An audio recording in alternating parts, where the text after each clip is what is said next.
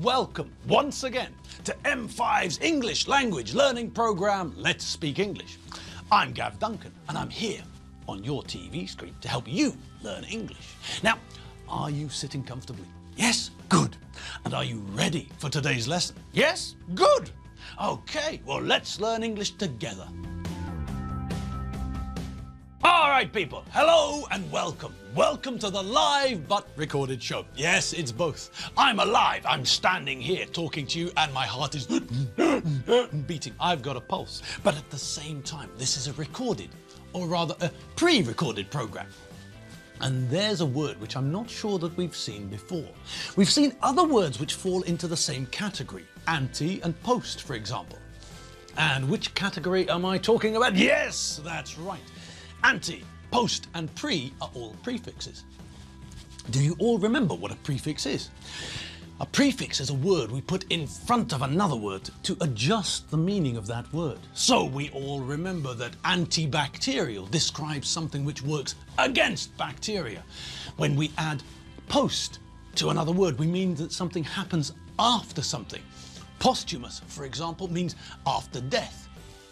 If in 2018, someone publishes a big book of everything that Bill Shakespeare wrote, then that book is a posthumous collection of Shakespeare's work.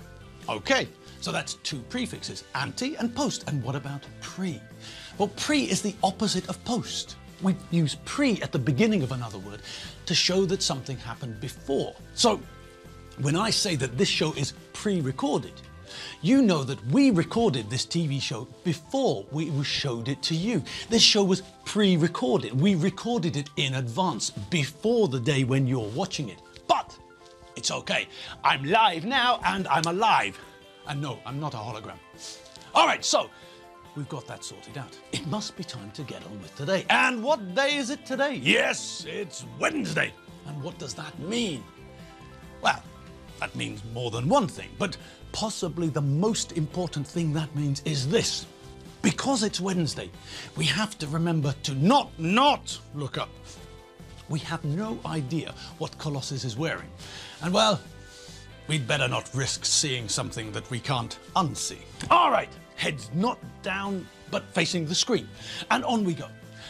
I think it's probably time for us to add some new verbs to our base of knowledge. But before we do that, let's check some vocabulary. It's time for some adjectives and their opposites. Now, how shall we do this?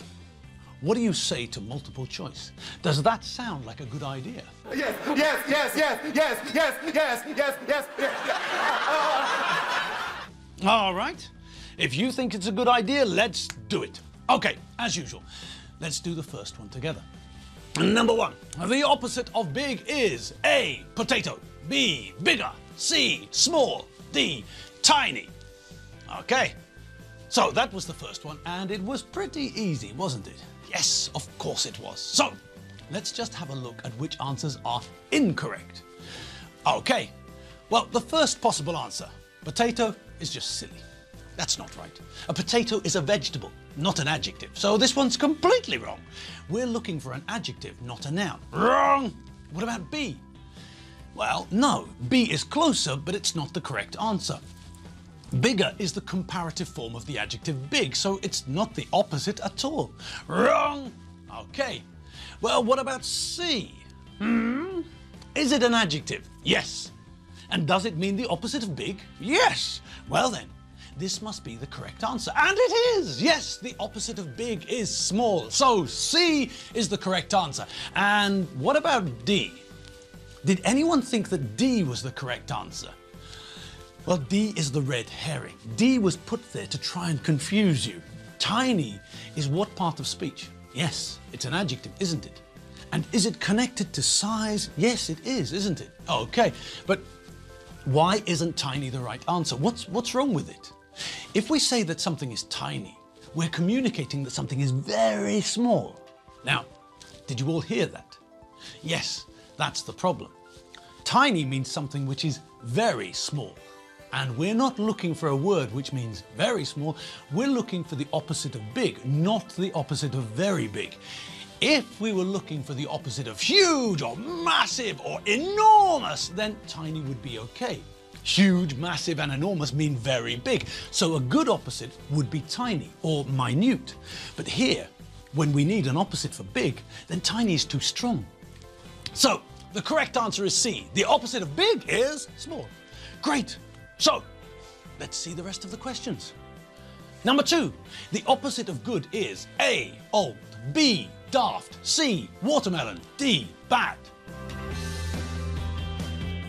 Number 3, the opposite of wet is A, the wettest, B, soaking, C, arid, D, dry.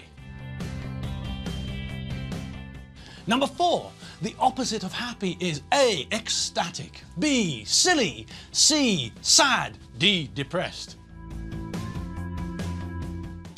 Number 5, the opposite of old is A, young, B, wealthy, C, intelligent, D, new. Number 6, the opposite of slow is A, tall, B, quicksilver, C, brown, D, fast. Number 7, the opposite of open is A, locked, B, wet, C, shut, D, General Pinochet. Number 8, the opposite of window is A, table, B, floor, C, ceiling, D, door. Number 9, the opposite of fat is A, obese, B, skinny, C, slim, D, thin. Number 10, the opposite of hot is A, cool, B, boiling, C, warm, D, cold. All right, well, what about those? They were easy, weren't they? Or were they? Okay, well, let's check them and find out. All dokey righty then blokey. What have you got for the second one? Well, we're looking for the opposite of good. Well, that should be easy enough, shouldn't it? Okay, so which one can we discard or throw away immediately? Yes, C. Watermelon is obviously not the right answer. A watermelon could be good. We could describe its taste as good, but it's a fruit, so it's not the right answer. Not by a million miles. Okay, what about A? Nope, that's no good either. Old is the opposite of young or new. It's not the opposite of good, is it? No. And what about B? No, don't be daft. Daft is a synonym for silly or stupid, so it's not the opposite of good, which leaves only one. Yes, D. D is the correct answer. The opposite of bad is good, and the opposite of good is bad. D. Next. Okay, the opposite of wet. All right, now what's the problem with A? That's right. It's not the opposite, but the superlative form of the same adjective. That's not right. B? Well, no. Soaking is an adjective we get from the noun to soak, which means to make something completely wet. So, no, soaking is not an opposite, but it's the same as wet, but stronger. It's an adjective which means more wet, a lot more wet than wet. C? Well, it's sort of in the right area. Arid is an adjective, and it does mean that there isn't enough rain. So, wow. So it's sort of the right thing. It's the sort of opposite idea, but we only use arid with land or climate. So it's not really the best opposite adjective for wet. The best one is D, dry. Yes, the opposite of wet is dry, but you all knew that anyway, didn't you? Next. Okay. If someone's not happy, then they're what?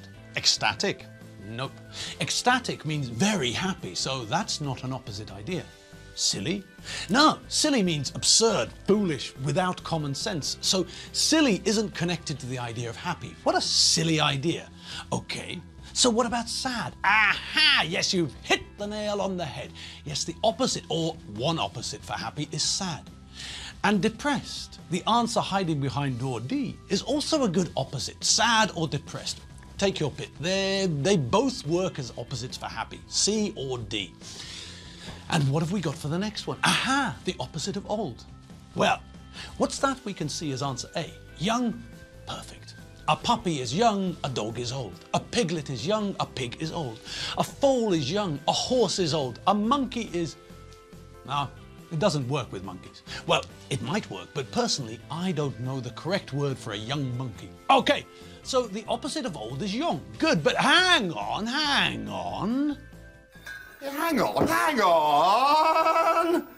Yes. We all remember that old has got two meanings, and so it's got two different opposite ideas too. So what about wealthy? Nope. Wealthy tells us that someone has got a lot of money. It's a synonym for rich, so it's not the right idea, is it? No. What about intelligent? Nope. That's the opposite of unintelligent or stupid. So what's left? D. Yes, new. New and old are opposites. Brilliant. So two answers. Old is the opposite of young and the opposite of new. Next. Opposite of slow? Tall. No, that's the opposite of short. Quicksilver? No. Quicksilver is another word for mercury, the liquid metal. But there is something in that word, isn't there? Something which looks familiar, isn't it? Yes. Okay, well, let's see what we've got behind C. Brown. Brown? What sort of answer is that? Brown. Brown is a colour, not an adjective. Wrong. So, last one. Fast. Bingo. The opposite of slow is fast, but there's more than one opposite for slow, isn't there? Yes, quick is also the opposite of slow, and that's why I put in quicksilver, to try and confuse you. That was a red herring. All right, next. Of course, the opposite of open. Well, I'm sure that you all know that the answer most certainly isn't D. No, the answer is not an old dead Chilean dictator. No. And the answer is also not B. No, wet is the wrong idea. Okay, so that leaves us with two possibilities, A and C. Well, which one is it? Yes, I agree with you all. C is better. Shut or closed are good opposites for open. Locked is more than just an opposite.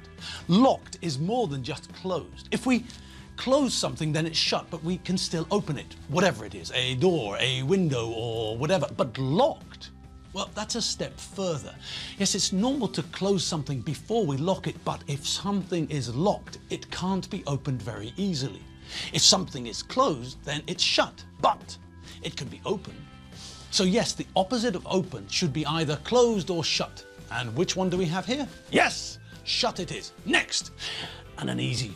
What's the opposite of window? Door. And why is it the opposite? Nobody knows and nobody cares. It just is. Okay, and what's wrong with table? No, we sit at a table to eat. That's not the opposite of window.